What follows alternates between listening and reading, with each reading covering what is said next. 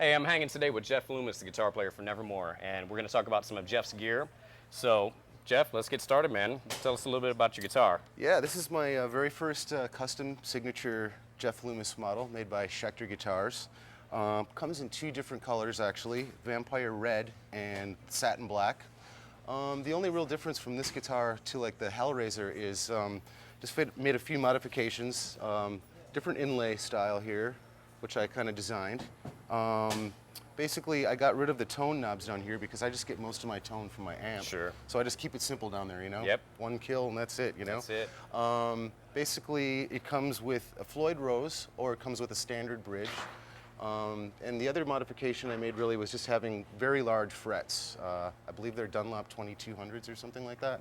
Yeah, maybe. Which just gives you a very smooth feel for like vibrato and stuff. Yeah, really. Yeah. Real tall, I like that. Yeah. And just really a simple guitar. A good heavy chunk of wood, lots of sustain. Yeah. Do you know what do you know what the body's made out of?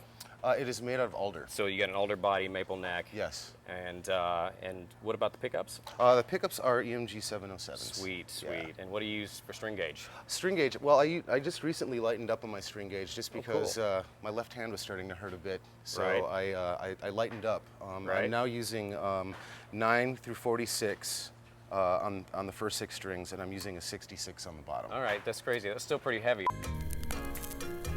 The very first guitar that I owned, I believe, was a PVT 15, which is it was a smaller scale guitar. And the interesting thing about it is that the case that it came in had an amplifier built I remember that. inside the case, which was kind of cool if you think about it. Mm-hmm. But that was my very first electric, and then I moved from various guitars after that. I think my father bought me like a Fender Strat, and I used that for a long time.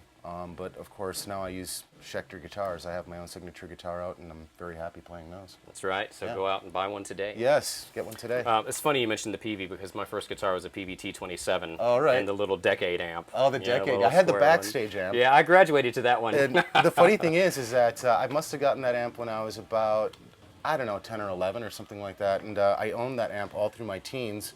And by the time I moved out to Seattle when I was 19, I gave that amp to a friend. And believe it or not, he still has it to this very day, and it still fires up and Wow. works. Well, not a lot of people know that I actually started on drums first, but I got quickly kind of bored with that and found a classical guitar lying around the house, and basically just picked it up and learned a few chords.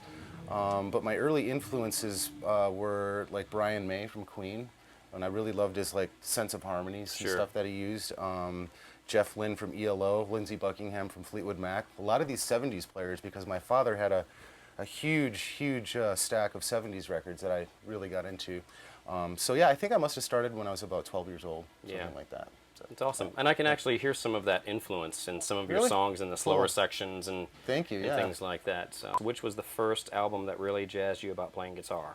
The first record, well, that's pretty obvious to me. That was Yngwie Malmsteen's Rising Force. You yeah. know, the one with the girl with the long red fingernails holding up Yeah. the yellow cream Strat.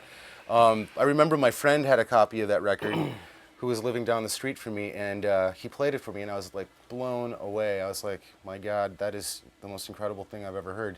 So when he went to the bathroom, I took the record and ran home with it, and nobody saw me for like a week Yeah, after that. I just yeah. listened to it over and over, and Yeah. it was just incredibly awesome. That was pretty much the same experience I had with Yngwie. The first thing I Yeah. heard from him was the unaccompanied solo at the beginning of Hot on Your Heels Oh from yeah, Steeler. Oh, dude. And yeah. it was like, oh man, it just wasn't- changed it wasn't my life. human, you know? It Yeah, wasn't I human. just totally went back to the woodshed and it's like, well, I got to rethink this whole thing. What is the hardest thing for you as a guitarist?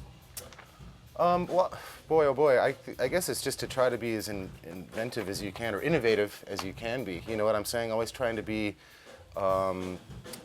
always trying to come up with new riffs to try to sound original, you know, because there's a lot of guys out there that really just like go from guitarist to guitarist, you know what Sure. I'm saying? And the whole idea about being innovative is to come up with new ideas and new sounds and stuff like that. So that's really the hardest thing. The other things, I guess, are just new techniques, you know, things I'm always trying to expand my playing on. Right. It's an everyday thing for a guitar It player. is. When I was younger, you know, I guess with any guitar player, you just pick up the guitar and you know, play away. But as you get older with age and stuff, you definitely want to make sure that you have a good warm-up routine. You know, I simply just do like simple chromatic exercises on the fretboard, just to get the blood flowing, you know. Sure. Yeah, so I try to take about a half an hour before each performance and and warm up as much as I possibly can just to get the fingers going, you know. I tend to think if I think too hard about something, it's harder for me to actually come up with riffs. You know what I'm saying? Right. Then I kind of get a writer's block kind of thing. But if I'm sitting down and not thinking about anything, it seems like those ideas just kind of flow out of me. You know what I mean? So I tend to think that when I'm not thinking about something too hard, that's when the music really comes out. And I really try not to listen to other music while I'm writing. I just try to be myself and be my own individual. And normally what happens is I'll come up with a bunch of riffs, like say 10 or 15 riffs a day. And the next day I'll come back and have a listen through all those, and there'll probably be about 8 or 9 good riffs out of those that I'll take and just compile into a song structure and go from there. So awesome. It's really simple. That's very cool. So really, what you're saying is that if you sit down and try to write, it's not usually happening. That's the same thing. You just got to kind of sit down and let it. You have to let it flow, man. Yeah.